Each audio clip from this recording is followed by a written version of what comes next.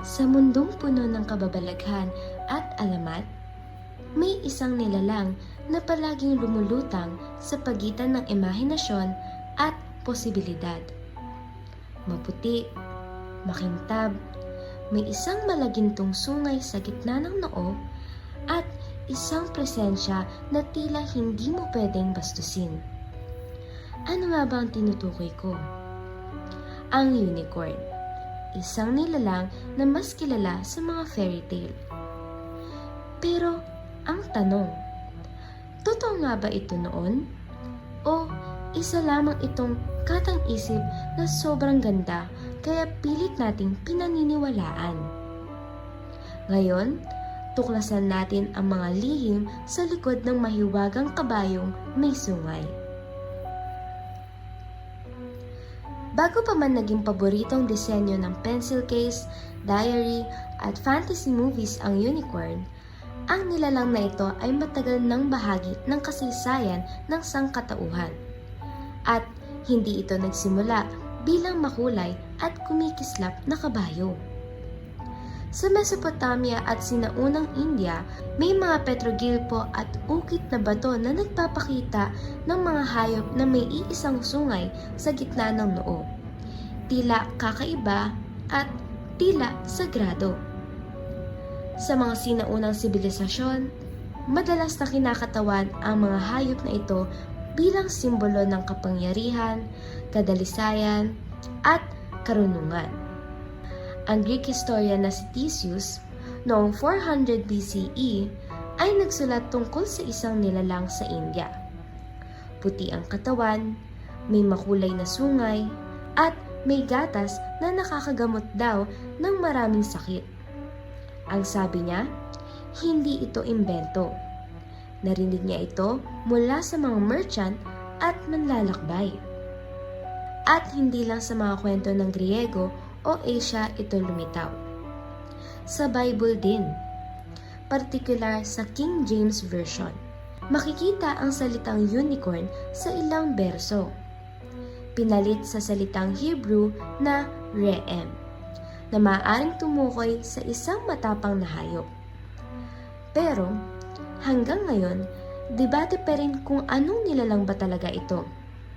Baka naman ox lang, baka rhinoceros, o baka unicorn nga. Sa kabuuan, mukhang hindi basta gawa-gawa lang ang ideya ng unicorn. Sa iba't ibang bahagi ng mundo, sa iba't ibang panahon, may iisang kwento na paulit-ulit lumilitaw. May hayop na hindi nakikita ng lahat, bihira, at may taglay na mahika. Pero, saan aabot ang mga kwentong ito? Alamat lang ba talaga? O may katotohanan sa likod ng mga lumang guhit at lihim na tala? Pagsapit ng Middle Ages sa Europa, naging popular ang imahe ng unicorn sa mga tapestry, painting, at aklat. Kadalasan, ang unicorn ay may kahulugan ng purity at virginity, at sinasabing tanging birheng babae lamang ang makakalapit o makakahuli sa kanila. Sa mga royal court ng Europa, ginagamit ang unicorn bilang simbolo ng divine power at spiritual strength. Maging ang Scotland, ginawa itong national animal bilang simbolo ng kalayaan at kabangisan.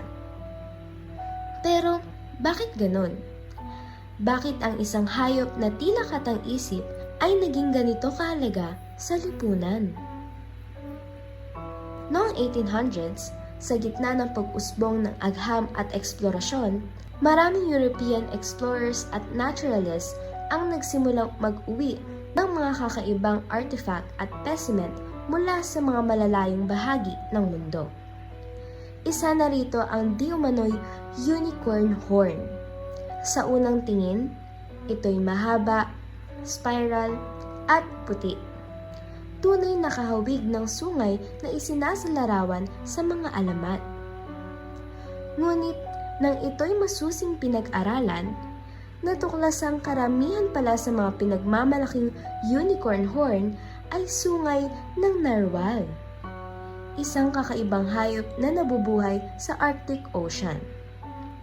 Ang narwhal ay isang marine mammal na may mahaba, spiral na pangil na umaabot ng ilang metro. Noon, wala pang sapat na kaalaman tungkol dito. Kaya't ipinagpalagay ng marami na ito ay patunay na unicorn. Subalit, hindi lang ito ang basihan ng paniniwala. May mga fossil din na tagpuan na tila sumusuporta sa alamat. Kabilang na ang mga labi ng Elasmotherium, isang mala-rhinoceros na hayop na nabuhay noong Ice Age. Tinatawag itong Siberian unicorn dahil sa laki nito. At sa paniniwalang ito ay may isang malaki at matibay na sungay sa gitna ng ulo. Ayon sa mga eksperto, ang Elasmotherium ay posibleng nakita pa ng mga sinaunang tao. At ang karanasan nilang iyon ang naging ugat ng kwento. Habang lumilipas ang panahon, ang anyo ng hayop ay na-romanticize. Mula sa magaspang na hayop ng niebe tungo sa eleganteng nilalang na simbolo ng kadalisayan. At hindi pa doon nagtatapos. May ilang sinaunang bungo na natagpuan na may deformity. Isang buto na tila nakatusok sa gitna ng noo, na maaaring pinagmulan ng paniniwalang unicorn skull ito. Habang hindi lahat ay may ituring na ebidensya, sapat ito para tanungin natin. Posible kayang ang unicorn ay hindi ganap na katang-isip? Nasa likod ng kwento ng engkanto, may halong butil ng siyensa at kasaysayan? O baka naman, ang kwento ng unicorn ay patunay na sa tao pa rin nagmumula ang pinakamakulay na imahinasyon. Ngayon, ang unicorn ay di na lamang misteryo. Isa na siyang pop culture star. Makikita siya sa cupcakes, stationery, animated films, at mga memes or quotes tulad ng "Be a unicorn in a field of horses." Mula sa alamat hanggang sa aesthetic, ang unicorn ay hindi na lang tanong kung totoo o hindi. Isa na siyang simbolo ng magic, uniqueness, at limitless imagination. Dito na nagtatapos ang ating pagtalakay sa alamat ng unicorn. Sa tingin mo, may posibilidad ba na may unicorn talaga sa isang sulok ng mundo? I-comment pa sa baba ang sagot mo.